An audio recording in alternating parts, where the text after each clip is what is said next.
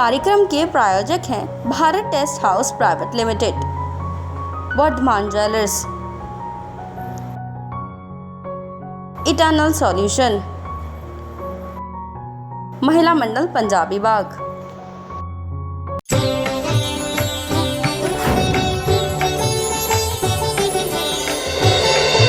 नमस्कार, आप देख रहे हैं हमारा खास कार्यक्रम भक्ति वंदना। नमस्कार, मैं हूं भावना रावत। जैसा कि हम आपको लगातार इस्कॉन द्वारका के हर एक खास शख्स से मिलवाते जा रहे हैं, जैसे कि अमोघ लीला प्रभु जी, खुशबू जी। इसी छड़ी में हम आपको आज एक और खास शख्सियत से मिलवाने जा रहे हैं जिन्होंने कृष्ण भक्ति में अपना पूरा जीवन समर्पित कर लिया है। जी, हम बात कर रहे हैं इस्कॉन द्वारका के कॉन्ग्रीगेशन हेड अर्चित प्रभु जी की। तो चलिए आपकी भी खास मुलाकात आज उनसे करवाते हैं। नमस्कार प्रभु जी, बहुत बहुत स्वागत है आपका हमारे इस खास कार्यक्रम में। हरे कृष्णा। प्रभु जी, हमारे जितने भी दर्शक हैं वो सबसे पहले तो आपके बारे में ही कुछ जानना चाहेंगे, तो सबसे पहले आप अपने बारे में हमारे सभी दर्शकों को कुछ बताएं। हरे कृष्णा। मेरा नाम अर्चित दास है और मैं इस्कॉन से जुड़ा था 2004 में। I remember the days when I was working in an export house as a senior merchandiser. तो वहाँ पर मैं सेवा कर रहा था। तो one day we have just planned with my friend that name was Manoj, now he is Mayapur Sundardas. तो हम उनके साथ एक बार विज़िट करने के लिए आए इस्कॉन में। तो किसी ने बताया यहाँ पे बहुत सुंदर सुंदर प्रोग्राम्स होते हैं और स्पेसिफिकली लेक्चर्स होते हैं रिलेटेड टू स्पिरिचुअल लाइफ। तो हमने जब फर्स्ट टाइम ज्वाइन किया तो I was fully convinced about that और फिर हमने धीरे धीरे इसको अपनाया और 2006 में मेरा इनिशिएशन हुआ एंड 2008 में marriage and then I came as a full time devotee over here. That's it. तो एक खास बात आपने बताई है कि आप इस्कॉन के उन लोगों में से हैं जो शादी करते हुए भी इस्कॉन से जुड़े हैं, क्योंकि ये खास सवाल हमारे हर एक दर्शक का रहता है, क्योंकि बहुत लोग इस्कॉन से जुड़ना चाहते हैं लेकिन एक भ्रम जो है ब्रह्मचारी होने का ये जुड़ा रहता है लोगों को। उनको लगता है जो इस्कॉन से जुड़ेंगे उन्हें ब्रह्मचारी बनना ज़रूरी है, तो उस बारे में भी कुछ बताएं। ऐसा कुछ नहीं है। देखिए, भगवान ने 4 वर्ण और 4 आश्रम बनाए और सब इक्वल हैं। मन बोलते हैं चतुर्वर्ण मया सृष्टम गुण कर्म विभागशः। 4 वर्ण और 4 आश्रम मैंने ही बनाए हैं और कर्मों और गुणों के आधार पर विभाजित किया गया है इसको। तो जो वानप्रस्थ हैं, सन्यासी हैं, ब्रह्मचारी और गृहस्थ हैं, they are all equals. It is not like कि सुपीरियर लेवल पे सब रहते हैं। सबकी अलग अलग ड्यूटीज़ हैं और उन ड्यूटीज़ को फुलफ़िल करते हुए वो लोग स्पिरिचुअल प्रैक्टिस करने का प्रयास कर रहे हैं। इनफैक्ट आप देखेंगे कि हमारे जो इस्कॉन संस्था में 95% लोग जो है वो गृहस्थ हैं और उनका एक अलग रोल है इस्कॉन को चलाने में। तो ऐसे ही ब्रह्मचारी का अलग रोल है, सन्यासी का अलग रोल है और वानप्रस्थी का अलग रोल है। तो सब कुछ डिस्क्राइब किया गया शास्त्रों में, तो उस हिसाब से हम लोग अपना जीवन चलाने का प्रयास कर रहे हैं। Thank you. तो ये बहुत ही खास बात आपने बताई है कि आप मैरिड रहते हुए भी इस्कॉन से जुड़ सकते हैं, भगवान की आराधना कर सकते हैं। तो प्रभु जी, एक अब सवाल हमारे दर्शकों का था आपके लिए कि इस्कॉन में जो है कृष्ण की ही पूजा क्यों होती है, क्योंकि सनातन धर्म से जुड़ा है सब कुछ। तो सनातन धर्म में बहुत सारे देवी देवता हैं, तो सिर्फ कृष्ण की पूजा ही इस्कॉन में क्यों होती है? बहुत सुंदर सवाल है आपका कि आखिर कृष्ण ही क्यों। तो हमारे शास्त्रों को 3 भागों में विभाजित किया गया है, सतोगुण, रजोगुण और तमोगुण। 18 पुराण हैं हमारे और जो जो व्यक्ति जिस जिस गुण में स्थित होता है उसके अकॉर्डिंगली उसके लिए वो वर्शिप निर्धारित की गई है। ये सब शास्त्र किसके द्वारा लिखे गए हैं? व्यास देव जी के द्वारा, जो कि लिटरल इनकारनेशन है भगवान कृष्ण के, भगवान के।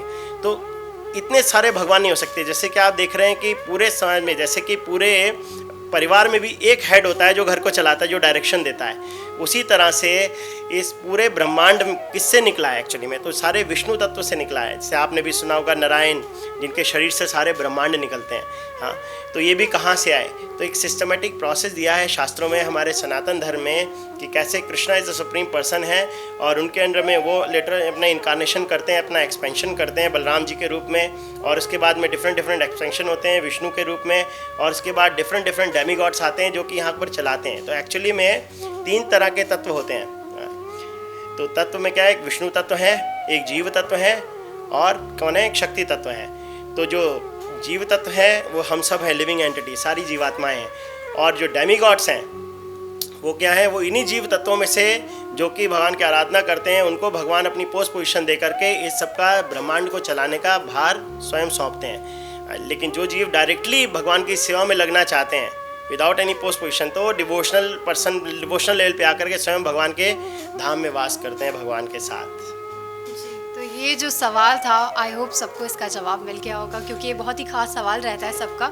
एक सवाल और था आपसे कि जितने भी लोग होते हैं, जैसे जो मुसलमान होते हैं, जो क्रिश्चियंस होते हैं, वो अपने धर्म नियम के अनुसार अपने मस्जिद में जाके नमाज अदा करते हैं, चर्च में जाके बाइबल पढ़ते हैं, लेकिन हिंदू जो होते हैं वो गीता नहीं पढ़ते, क्योंकि बहुत सारे ऐसे हिंदू हैं जिनको गीता का ज्ञान नहीं होता। तो आप क्या कहना चाहेंगे, क्या गीता स्कूल्स में कंपलसरी मैंडेटरी करनी चाहिए पढ़ने के लिए बच्चों के लिए? बहुत अच्छा क्वेश्चन है आपका। तो एक बार हमारे जो संस्थापक आचार्य हैं इस्कॉन के श्रीला प्रभुपाद, वो जाते हैं बॉस्टन यूनिवर्सिटी में, और वहाँ के प्रोफेसर्स लोग उनको बता रहे होते हैं कि देखिए हमारी ये लैब है, इसमें हम साइंटिफिक ये कार्य कर रहे हैं, वो कर रहे हैं, ऐसे कर रहे हैं, सब कुछ बताते हैं। सबको प्रभुपाद जी देखते हुए लास्ट में क्वेश्चन पूछते हैं कि आपके अपने जीवन के लिए क्या है, आपने आत्मा के लिए क्या कोई इंस्टीट्यूट नहीं खोल रखा है, तो सारे शरीर के लिए हैं। तो चुप हो जाते हैं, बोलते हैं आत्मा के लिए इस भगवद गीता जो है मैनुअल है, इसको हर व्यक्ति को पढ़ना चाहिए, इसको हमें कॉलेजेस में एप्लीकेशन लेवल पे लाना चाहिए, पढ़ाना चाहिए। तो सेम वे हम भी सबसे रिक्वेस्ट करते हैं कि आप लोग अपने घर में भगवद्गीता को रखिए। एक बहुत बड़ा मिथ है आज हमारे हिंदू समाज में कि लोग बोलते हैं महाभारत और भगवद्गीता को घर में नहीं रखना चाहिए, नहीं तो लड़ाइयाँ हो जाएंगी। ऐसा नहीं है। भगवान भगवद्गीता के लास्ट वर्ष में क्या बोल रहे हैं? भगवान यही बोल रहे हैं कि जहाँ पर अर्जुन है यानी कि भक्त हैं और जहाँ पर भगवान है वहाँ पर विजय निश्चित है। तो वाकई में अगर वाकई में कोई विजयी होना चाहता है, हम सब देखें तो हमारे सबके हृदय में युद्ध चल रहा है, काम क्रोध लोभ मोह मद मत्सर से हम सब युद्ध करते रहते हैं, कैसे इससे बचें, कैसे इससे बाहर निकलें। तो वाकई में अगर कोई व्यक्ति इस युद्ध में जीतना चाहता है तो भगवान के शरणागत होना पड़ेगा और स्वयं भक्त बनना पड़ेगा। और ये कैसे पॉसिबिलिटीज़ है, इसका सारा मैनुअल जो है वो भगवद्गीता में दिया गया है, कैसे अपने जीवन को हमें चलाना है। इस भौतिक जगत में रहते हुए भी हम आध्यात्मिक कार्यों को करते हुए भगवान के प्रति शरणागत हो सकते हैं। तो इस तरह से भगवद्गीता हम रिक्वेस्ट करते हैं आप सब लोगों से कि आप लोग अगर रिक्वेस्ट करेंगे सरकार से तो अवश्य ये भगवद्गीता एक ना एक दिन स्कूल कॉलेजेस में भी आएगी और लोगों को महत्व पता लगेगा इसका। Thank you. तो ये जो एक भ्रम आपने बताया कि घर वालों को बहुत भ्रम होता है कि अगर गीता और महाभारत घर में रखी जाए तो उससे झगड़ा होगा, क्योंकि ये बहुत आम बात है और हमारे जितने भी घर और घर वाले हैं ये मोस्टली ये चीज़ कहते हैं और हमने भी सुनी है। तो इसका जो आपने जवाब दिया है वो बहुत ही शानदार था। तो प्रभु जी एक और आपसे सवाल करना चाहेंगे। जो हमने सवाल किया था कि कृष्ण की ही पूजा क्यों, क्योंकि हमने जैसे कि हम देखते आ रहे हैं, हमने जो कहानियाँ सुनी है उसके अनुसार जो राम जी हैं उन्होंने भी शिव की पूजा की थी, और जो केदारनाथ की कहानी कही जाती है कि पांडवों ने भी मुक्ति अपने पाप को धोने के लिए, जो भाइयों के हत्या का पाप उनको लगा था उसको भी मिटाने के लिए उन्होंने शिव को ढूंढा था और उन्हें केदारनाथ में शिव जी ने दर्शन दिए थे। तो अगर ये सब लोग महादेव को ढूंढ रहे हैं तो कृष्ण से ही मोक्ष मिलेगा, या अगर आप महादेव की आराधना करते हैं तो उससे भी आपको मोक्ष प्राप्ति हो सकती है? तो ये भ्रम हमेशा लोगों के अंदर रहता है एक शिव जी को लेकर के कि भगवान राम ने जो है स्वयं उनकी पूजा करी है, कृष्ण ने भी पांडवों को भेजा वहाँ पर कि जाओ शिव जी से प्राप्त करो ये मुक्ति, या पाप से कैसे विनष्ट होंगे। तो बहुत सुंदर प्रश्न मुझे लगा, क्योंकि जनरली लोगों के मन में रहता है। तो बहुत सिंपल आंसर है इसका। शिव पुराण में वर्णन आता है कि पार्वती ये प्रश्न कर रही हैं शिव जी से कि भगवान आप तो स्वयं सारे लोग आपकी आराधना करता है, आप किसकी आराधना करते हैं? आप तो हमेशा ध्यान में रहते हैं, आप किसकी आराधना करते हैं? तो शिव जी बड़ा सुंदर उत्तर देते हैं कि राम रमेति रमेति रामे रमन मनोरमे। हे रमा, हे पार्वती, मेरा मन हमेशा भगवान राम के नाम में रमण करता रहता है। तो ये प्रश्न जब ये उत्तर सुनती हैं पार्वती जी तो अचंभित हो जाती हैं, बोले अच्छा आपके इष्ट तो स्वयं भगवान राम है, तो ठीक है मान लेते हैं। लेकिन लोगों का ये मानना है कि कोई व्यक्ति जब बनारस में यानी काशी में शरीर छोड़ता है तो आप उनको मुक्ति प्रदान करते हैं, लेकिन आप अगर भगवान नहीं है तो आप मुक्ति कैसे प्रदान कर सकते हैं? उसके लिए तो भगवान राम के पास जाना पड़ेगा अगर वो स्वयं भगवान है तो बोलते हैं कि पार्वती जब कोई भी व्यक्ति काशी में शरीर छोड़ता है तो मैं उनके कानों में जाकर के भगवान राम का नाम लेता हूँ, तो क्या होता है उसकी मुक्ति हो जाती है। तो ये वैष्णवों का परम लक्षण है। वैष्णवा नाम यथा शंभु, वैष्णवों में सर्वश्रेष्ठ है भगवान शिव। इसीलिए भगवान स्वयं भी कोई चीज़ नहीं देना चाहते, अपने भक्तों की पराकाष्ठा को बढ़ाना चाहते हैं। इसलिए भगवान राम ने स्वयं पूजा करी शिव जी की। या आप कृष्ण देख रहे हैं अर्जुन के सारथी बन रहे हैं अपने भक्त के, इसका मतलब ये नहीं कि वो अपनी पोजीशन से जुड़ गए, च्युत हो गए। जब ये ग्रेटफुलनेस अर्जुन के अंदर नहीं आ रही थी, वो तो सारथी बने थे और भगवान कुछ कह रहे थे वो एक्सेप्ट नहीं कर पा रहे थे गीता में, तो भगवान ने क्या किया, विराट रूप दिखाया, जिसके कारण से उनके अंदर ग्रेटफुलनेस आ गई। उन्होंने बोला परम ब्रह्मा परम धामम पवित्रम परमम भवाम, आप तो परम ब्रह्म हैं, परम पवित्र हैं और वो आंखों से रोने लगते हैं, बोलते हैं आप मेरे सारथी बने हुए हैं, क्या मेरा भाग्य है। तो ये हमेशा स्पिरिचुअल कंपटीशन स्पिरिचुअल वर्ल्ड में चलता ही रहता है। भगवान अपने भक्तों की सेवा करना चाहते हैं, भक्त अपने भगवान की सेवा करना चाहते हैं। That's it. जिस तरह के एक पिता पुत्र का रिलेशनशिप होता है, दोनों एक दूसरे की सेवा करना चाहते हैं, और इस भौतिकत में तो अब एक दूसरे से सेवा लेना भी चाहते हैं, पर वहाँ पर ऐसा नहीं है। विदाउट एक्सपेक्टेशन भगवान अपने भक्तों की सेवा करना चाहते हैं और भक्त भगवान की सेवा करना चाहते हैं। तो दैट वेज इफ वी सी कि बड़ा कन्फ्यूजन है लोगों के अंदर कि शिव जी की भगवान राम ने स्थापना की, वो उनका जो है नाम यहाँ पर बढ़ाना चाहते हैं। उनको पता है कि अगर शिव जी की कोई आराधना करेगा तो क्या होगा कि शिव जी उसको मेरा नाम देंगे और इस तरह से वो मुक्ति प्राप्त करेगा, है ना। तो इस तरह से है। और एक बहुत सुंदर स्टोरी है भस्मासुर की। आपने सुना होगा कि एक बार मैं बहुत शॉर्ट में बताऊंगा कि किस तरह से शिव जी क्योंकि तपस्या करी भस्मासुर ने, और वो भगवान को क्या कर रहा है, एक वर मांगता है। क्या वर मांगता है कि मैं किसी के ऊपर भी हाथ रखूं तो वो भस्म हो जाए। तो ठीक है, भगवान शिव जी बोलते हैं तथास्तु। तो क्या करता है कि वो बोलता है कि आपकी पत्नी बड़ी सुंदर है और मुझे इससे मैरिज करनी है, लेकिन जब तक आप जीवित रहेंगे तब तक ऐसा हो नहीं सकता। तो उनके ऊपर सिर पे हाथ रखने के लिए भागता है वो कि आप ही को भस्म कर दूंगा। शिव जी चाहते तो उस वरदान को इमीडिएटली क्या कर सकते थे, खत्म कर सकते थे, उस व्यक्ति को खत्म कर सकते थे, पर उन्होंने ऐसा नहीं करा। क्योंकि शिव जी वैष्णव हैं तो उनके हृदय में हमेशा भक्तों के लिए क्या रहता है, भाव रहता है कि इसकी मुक्ति हो जाए। लेकिन वो कहते हैं कि मैं, जब वैष्णव होते हैं वो हृदय से बड़े हम्बल होते हैं, बड़े विनम्र होते हैं। कहते हैं मेरे अंदर ये योग्यता नहीं है लेकिन मेरे भगवान में ये योग्यता है। तो क्या करते हैं, वो भागते हैं। अब शिव जी अगर भागेंगे तो सोचिए कितनी तेजी से भाग सकते हैं। भस्मासुर कभी पीछा नहीं कर सकता, लेकिन भगवान धीरे धीरे भाग रहे हैं ताकि वो पीछे आता रहे। तो वो देख पा रहा है और भाग रहा है उनके पीछे। तो ऐसे करते करते भगवान वैकुंठ के बाहर जाते हैं और वैकुंठ के बाहर जाकर के भगवान राम का ध्यान करते हैं कि कृपा करके इसका जो है उद्धार कीजिए। तो भगवान आते हैं एक सुंदर बालक के रूप में, जिनको देख करके मंत्रमुग्ध हो जाते हैं भस्मासुर। और उसी समय वो उनसे मांगते हैं कि अपना सर पे अपना हाथ रखो। तो अपने ही सिर पे हाथ रखता है, उस तरह से भस्म हो जाता है और भगवान उनको मुक्ति प्रदान करते हैं। क्योंकि भगवान का फेस देखते हुए उसने शरीर छोड़ा है तो उनको इमीडिएटली मुक्ति मिल जाती है। तो इस तरह से शिव जी का हमेशा प्रयास रहता है कि किस तरह से वो भगवान के समीप लोगों को लेकर के जाएं, और भगवान का प्रयास रहता है किस तरह से वो अपने भक्तों की सेवा करें। तो यही रीज़न था कि कृष्ण ने भी पांडवों को किनके पास भेजा, शिव जी के लिए। शिव जी के लिए बोला कि ये मुक्ति प्रदान करेंगे, लेकिन कैसे करेंगे वो शिव जी पहले ही बता चुके हैं कि स्वयं भगवान का नाम उनको दे करके उनको मुक्ति प्रदान करेंगे। इवन भगवद्गीता में वर्णन आता है कि भगवान विधि बताते हैं कि तद विधि प्रणिपातेन, कैसे कोई व्यक्ति भक्ति कर सकता है। विधि सुनो अर्जुन, तद विधि प्रणिपातेन परिप्रश्नेन सेवया उपदेश शांति ते ज्ञानम गानिनस तत्वदर्शिना। ऐसे तत्वदर्शी के पास जाओ जो मुझे तत्व से जानता है, ऐसी जगह जाकर के समर्पण करो अपने आप को, सबमिट करो अपने आप को, परिप्रश्न करो और सेवा करो उनकी। तो क्या होगा, इस तरह से वो व्यक्ति तुम्हें भी वो ज्ञान देगा और तुम मेरे समीप आ सकोगे। तो भगवान ने विधि बनाई कि वैष्णव के माध्यम से वो किसी व्यक्ति को स्वीकार करते हैं। प्रभु जी, ये बात तो आपने बहुत खास बताई कि अगर आप पूजा महादेव की इस भाव से करते हैं कि वो आपको राम तक ले जाएंगे, कृष्ण तक ले जाएंगे, तो आपको मोक्ष की प्राप्ति ज़रूर होगी। तो अभी लेते हैं एक छोटा सा ब्रेक और अर्चित प्रभु जी हमारे साथ ऐसे ही बने रहेंगे। स्नेह भरा ममता मायरा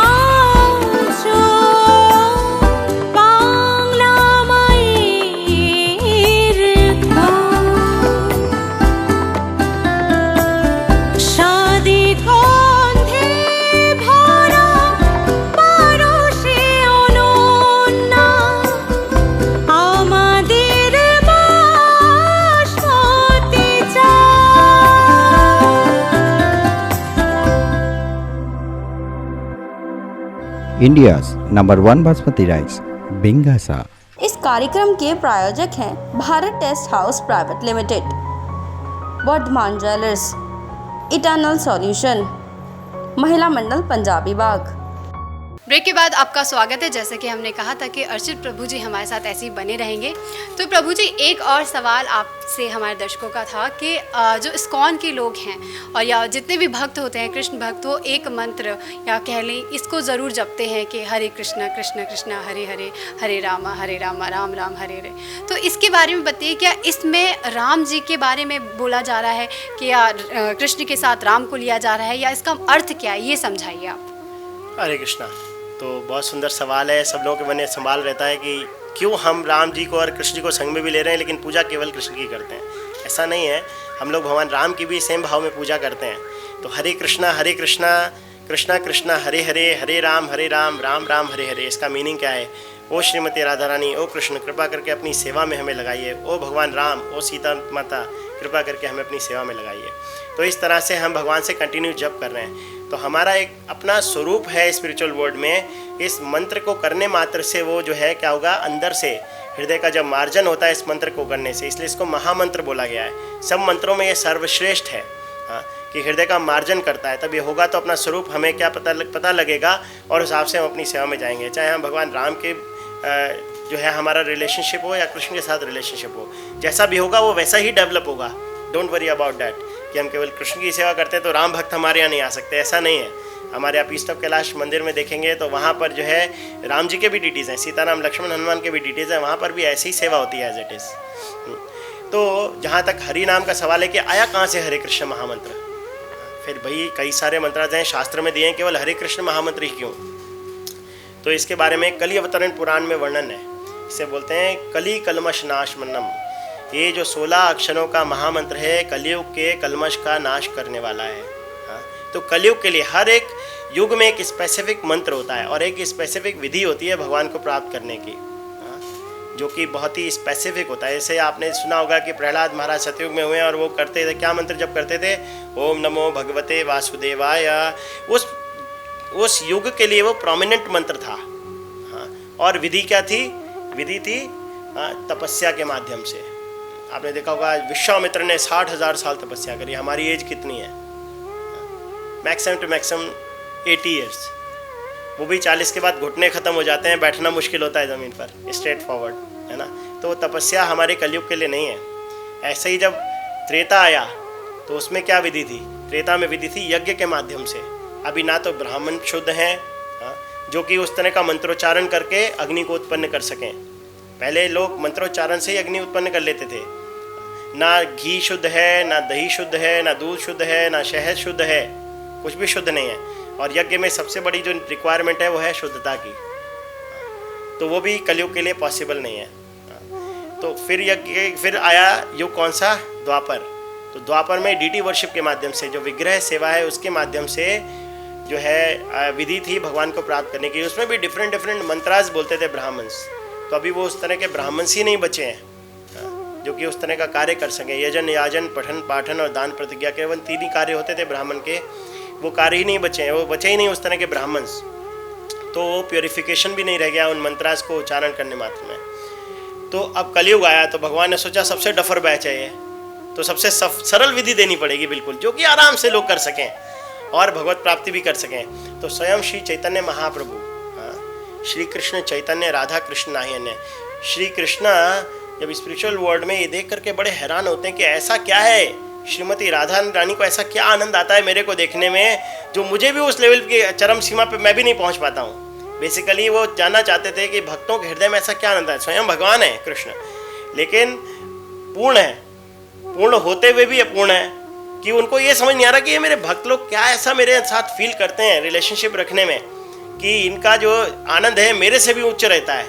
उस आनंद को लेने के लिए श्रीमती राधा रानी के भाव को चुरा करके इस भौतिक जगत में आए हैं श्री चैतन्य महाप्रभु के रूप में। और क्या लेकर के आए हैं? इस हरिनाम को लेकर के आए हैं। क्योंकि श्रीमती राधा रानी का हृदय कैसा है? बहुत ही कोमल है और हमेशा अपने बच्चों की चिंता करती रहती है कि क्यों ये भौतिक जगत में इस तरह से सफ़र कर रहे हैं, को वापस आना चाहिए। तो उसी भाव से श्री चैतन्य महाप्रभु सबसे सरल उपाय लेकर के आए हैं। हरे कृष्णा कृष्णा कृष्णा हरे हरे, हरे राम राम राम हरे हरे। इस तरह से उच्चारण करने मात्र से, इसका जप करने मात्र से हमारे हृदय का क्या होता है? शोधन होता है, हृदय का मार्जन होता है और पवित्रता आती है। तो ये मंत्र जो है बहुत स्पेशल मंत्र है इस कलयुग के लोगों के लिए। जैसे ही कोई व्यक्ति करना स्टार्ट करता है, जब करना स्टार्ट करता है तो क्या होता है? अपने आप ही उसके काम, क्रोध, लोभ, मोह, मद मत्सर धीरे धीरे जाने लगते हैं, कम होने लगते हैं बहुत ज़्यादा, और अपने आप ही सतोगुण में स्थित होने लगता है और भगवान की आराधना करने लगता है। तो ये बहुत खास मंत्र है। तो आप सबसे अनुरोध करूंगा कि आप लोग भी कृपा करके जप के देखिए। ओनली विद इन 7 डेज केवल 2 कार्य आपको करने हैं। एक तो भक्तों के साथ एसोसिएशन करना है, क्योंकि चैतन्य महाप्रभु बोला कलयुगेर प्रेमधन हरिनाम संकीर्तन, संग में कीर्तन करना है। कीर्तन का मतलब है ग्लोरिफिकेशन। तो भक्तों के संग में कीर्तन करना है किसका? हरिनाम का, हरिनाम संकीर्तन। तो ये 2 कार्य करेंगे जब आप, तो क्या होगा कि इमीडिएटली आप देखेंगे कि प्योरीफिकेशन आपको फील होगा विद इन 7 डेज। तो आप सबसे अनुरोध करते हैं कि एसोसिएशन के लिए इस्कॉन द्वारका मंदिर आइए या इस्कॉन के किसी भी सेंटर में जाइए जहाँ भी जो भी आपके समीप है, और इस हरि नाम का जप करना शुरू करिए। विद इन 7 डेज में आपको अपने आप ही प्योरीफिकेशन आपको दिखाई देने लगेगा। Thank you. तो प्रभु जी, ये तो बहुत अच्छी आपने जानकारी दी है कि इस तरह से अगर आप मंत्र जाप करेंगे तो 7 दिनों में आपको अपने आप पता चल जाएगा इसकी शक्ति के बारे में। तो एक खास सवाल और था कि जब भी इस्कॉन में आरती होती है या कोई भी बड़ा उत्सव होता है तो इस्कॉन के जितने भी भक्त हैं वो बहुत झूम के आरती का आनंद लेते हैं। हमने देखा है क्योंकि बाकी मंदिरों से थोड़ा अलग यहाँ का माहौल होता है। आरती के समय लोग बहुत उछल के, बहुत डांस के तरह से उसको एंजॉय करते हैं, कृष्ण का नाम लेते हैं। उसके बारे में बताइए, क्या इसके पीछे भी कोई कारण है? जी हाँ, भगवान के भक्त हमेशा कीर्तन में डांस करते हैं। एक्चुअली में बोला जाता है वैसे तो हमारा हृदय भी डांस करना चाहिए। तो जब हृदय डांस करेगा तो शरीर अपने आप ही डांस करेगा। हाँ, आपने कई बार देखा होगा शादियों में लोग शराब पी करके घोड़ी के आगे डांस करते हैं। हाँ। लेकिन वाकई में अगर हम उस भौतिक जगत के इस सारे चक्करों में डांस करते हुए निकलना चाहते हैं तो भगवान के सामने डांस करना बहुत आवश्यक है। भगवान बहुत प्रसन्न होते हैं देख करके कि भक्त लोग मेरे नाम पर डांस कर रहे हैं। चैतन्य महाप्रभु ने हमें ऐसे ही विधि सिखाई है। वो स्वयं भी क्या करते थे, जब इस भौतिक जगत में आए थे स्वयं भगवान चैतन्य महाप्रभु ऐसे ही हरिनाम करते थे और डांस करते थे ज़ोर ज़ोर से। तो उसी विधि का हम सब भक्त लोग पालन करते हैं। और आप देखेंगे जब आप किसी एक्टिविटी में एंगेज होते हैं तो अपने आप फीलिंग्स आने लगती हैं उस तरह की। जैसे आपने देखा होगा इस्कॉन मंदिर में आएंगे, जब ऐसा एटमॉस्फेयर क्रिएट होता है तो अपने आप ही आप भी डांस करने लगते हैं साथ में, आपका भी हृदय झूमने लगता है, क्योंकि ऐसे भक्तों के हृदय से वाइब्रेशंस निकल रही हैं, फीलिंग्स निकल रही हैं, वो हमें भी टच करती हैं उस समय। तो एक ऐसा एटमॉस्फेयर क्रिएट कर देते हैं हम कि लोग अपने आप ही भक्ति करने के लिए आतुर हो जाएं। जैसे कि एक स्टोरी आती है बहुत सुंदर कि जब भगवान हस्तिनापुर में सारा युद्ध वगैरह ख़त्म हो चुका है, हस्तिनापुर छोड़ करके वापस द्वारका जाने की तैयारी में है। तो जब जाने की तैयारी में हैं तो सारे जो जितने भी हस्तिनापुर वासी हैं सब रोने लगते हैं ज़ोर ज़ोर से। जो वहाँ की स्त्रियां हैं वो सब अपने महलों से बाहर निकल आती हैं और ज़ोर ज़ोर से क्रंदन कर रही हैं कि आप जा रहे हैं, भगवान की जाने की तैयारी हो रही है। तो इसको देख करके धृतराष्ट्र के हृदय भी पूरा पिघल जाता है और उनकी आंखों से अश्रु बहने लगते हैं।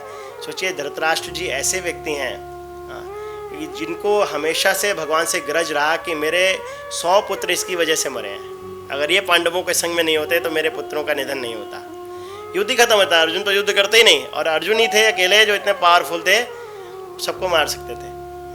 तो इस वजह से उनके अंदर में हृदय में ग्रस्त था। लेकिन ऐसा एटमॉस्फेयर क्रिएट हो गया कि बाकी लोग रो रहे हैं तो उनके हृदय से भी अश्रु बह रहे हैं, क्योंकि बाकी लोगों के हृदय से जो फीलिंग्स निकल रही हैं वो उनको भी टच कर रही हैं। तो उसी तरह से हम भी एक एटमॉस्फेयर क्रिएट करते हैं मंदिर के अंदर इस तरह का। ऑब्वियसली भक्तों की अपनी फीलिंग्स भी होती हैं भगवान के लिए, और हमें सिस्टम भी दिया है, तो उस तरह से हम डांस करते हैं उन फीलिंग्स के साथ में भगवान के नाम पर। तो क्या होता है कि बाकी लोग जो बाहर के लोग भी आए हुए हैं वो भी उसमें इन्वॉल्व हो जाते हैं, और वो भी उनके अंदर भी धीरे धीरे डिवोशन का जो एक सीड है, एक बीज जो है वो उत्पन्न हो जाता है। तो ये बहुत खास आपने बात बताई है। एक और खास सवाल आपसे करेंगे कि जो इतने भव्य मंदिर का निर्माण हो रहा है द्वारका में इस्कॉन के, तो ये निर्माण कब तक खत्म होगा? कुछ आइडिया, क्योंकि सारे भक्त जो हैं भगवान के दर्शन के लिए तरस रहे हैं कि कब ये भव्य मंदिर निर्माण होके तैयार होगा और उनको दर्शन करने को मिलेंगे। तो सब लोग इसके लिए वेट कर रहे हैं, हम भी वेट कर रहे हैं ऑब्वियसली। लेकिन हमारा टारगेट है कि हम अभी फर्स्ट फेज़ में जो ओपन कर रहे हैं टेंपल, अभी पूरा एक बार में तो नहीं बना पा रहे हैं क्योंकि ऑलरेडी इतने भक्त आते हैं इस मंदिर में। तो हमने सोचा कि अगर हम एक बार में इसको डेमोलिश करके पूरा बनाएंगे तो क्या होगा कि बाकी लोगों के लिए स्पेस नहीं बचेगा कि आकर के वो भक्ति कर सकें, इसका प्रैक्टिस कर सकें। तो हम 2 पार्ट में इस मंदिर को बनाने जा रहे हैं। तो फर्स्ट पार्ट हम प्रयास करें कि 2024 में कंप्लीट हो जाएगा, बट डिपेंड करता है कि लक्ष्मी के ऊपर। आप सब जानते हैं कि कोरोना काल चल रहा है और हम जगह जगह जाकर के डोनेशन मांगते हैं लोगों से। हमारे एक आचार्य हुए हैं श्रील भक्ति विनोद ठाकुर, तो वो एक मंदिर बना रहे थे। वो मजिस्ट्रेट थे अंग्रेज़ों के समय में, 200 वर्ष पुरानी बात है, 220 वर्ष पुरानी बात है। मजिस्ट्रेट थे अंग्रेज़ों के समय में और उनके पास बहुत पावर थी। उस समय ये सबसे उच्च पद होता था जो कि किसी हिंदुस्तानी को मिलता था। तो लेकिन वो इतने इंटेलिजेंट थे कि उनकी इंटेलिजेंस को देख के ही अंग्रेज़ों ने पद दे दिया था कि कोई भी डिसीजन जस्टिस का वो 2 मिनट में करते थे और ख़त्म। तो उस तरह से स्पेशली उनके लिए उनके घर से एक ट्रेन चलाई गई थी। उन्होंने बोला था कि मैं नहीं आ सकता अब, तो उन्होंने बोला कि नहीं आपके घर से रेल पटरी डाल करके ट्रेन चलाते हैं और सीधे वहीं पर रुकती थी। उनके लिए स्पेशल ट्रेन चलाई थी उन लोगों ने। तो ऐसे व्यक्ति एक मंदिर बनाने जा रहे थे, तो उन्होंने क्या करा, एक एक रुपए घर घर से मांगना शुरू करा। तो किसी ने बोला कि आप ऐसा क्यों कर रहे हैं, आप तो अगर एक कॉल करोगे तो कोई भी बड़ा सेठ आपको आकर के पूरी लक्ष्मी दे देगा, ज़रूरत क्या है पैसे इकट्ठे करने की। बोले नहीं, मैं चाहता हूँ कि एक एक रुपए से घर बने, क्योंकि ये जितने भी लोग जिनका लक्ष्मी लग रहा है इन सबका उद्धार हो जाएगा उससे।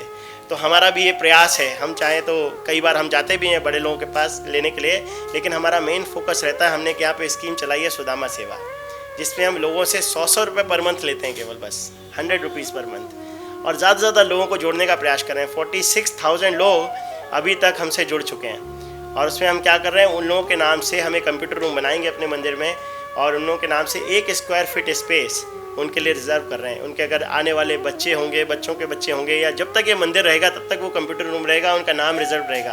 वो जब चाहें अपना सुदामा सेवा नंबर डालेंगे और देख सकते हैं उन्होंने कौन सा पार्ट मंदिर का जो है स्पॉन्सर किया है। तो इससे हम सभी प्रयास कर रहे हैं। अब डिपेंड करता है कि किस तरह से लक्ष्मी आएगी जल्दी, तो उस हिसाब से मंदिर उतनी जल्दी बनेगा। पर हमारा टारगेट है 2024, अगर भगवान की कृपा से इस लक्ष्मी की कमी नहीं हुई तो। बाकी भगवान की इच्छा पर डिपेंड करता है, वो कब आना चाहते हैं अपने नए घर में। तो इतना अच्छा कार्य आप कर रहे हैं कि हर घर घर से लोग सिर्फ लक्ष्मी दे नहीं, उनको पुण्य भी प्राप्त हो, इस तरह से ये मंदिर का निर्माण हो रहा है। तो ये जल्द ही होगा, हमें भी आशा है। तो बहुत बहुत धन्यवाद प्रभु जी हमारे साथ इस खास कार्यक्रम में बनने के लिए, और हमारे जितने भी दर्शक हैं उनको इतनी सारी जानकारी देने के लिए बहुत बहुत धन्यवाद आप लोगों का, बहुत बहुत धन्यवाद। तो हम चाहते हैं आप भी इस स्कीम से जुड़िए। केवल 1 स्क्वायर फीट की बात नहीं है, सबसे बड़ी बात है कि आप इस 100 रुपीज़ प्रति महीने के माध्यम से अपनी फीलिंग्स को आप दे रहे हैं। हमें पता है कि जब कोई व्यक्ति अपना थोड़ा सा भी धन अगर कहीं भी लगाता है तो उसकी फीलिंग्स भी उसके साथ जुड़ जाती हैं, और कल आप भी बोल सकेंगे कि ये मंदिर हमने भी बनवाया है, इसमें हमारा भी योगदान है, और इस कारण से आप आएंगे मंदिर में, अपने अधिकार से आएंगे। तो ये मंदिर केवल भगवान के रहने का स्थान नहीं है, भगवान तो आपके हृदयों में भी विराजमान हो सकते हैं, कहीं भी विराजमान हो सकते हैं। वाकई में ये मंदिर इसलिए बनाए जाते हैं ताकि लोग आएँ बाहर से और हमारे सब भक्तों का एसोसिएशन लें और संघ में एडवांस हों। तो हम सब चाहते हैं कि आप लोग आइए मंदिर में और ये योगदान कीजिए, ताकि जल्दी जल्दी मंदिर बने जो आपका मंदिर है, जहाँ पर भगवान विराजमान है, और उसमें आपका भी योगदान रहा है, आपकी फीलिंग्स जुड़ी हैं। आप आइए और इसका पूरा लाभ उठाइए। हरे कृष्णा।